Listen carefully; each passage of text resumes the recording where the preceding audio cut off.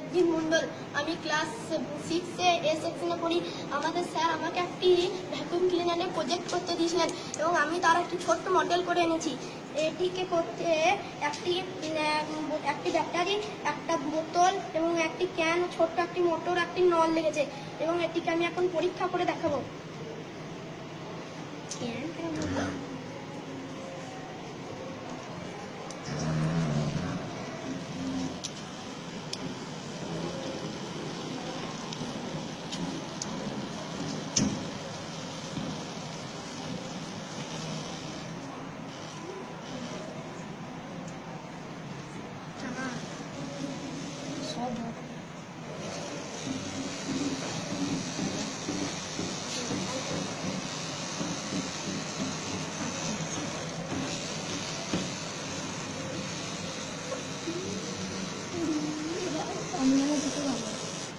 ভিতরটা খোলা যায়?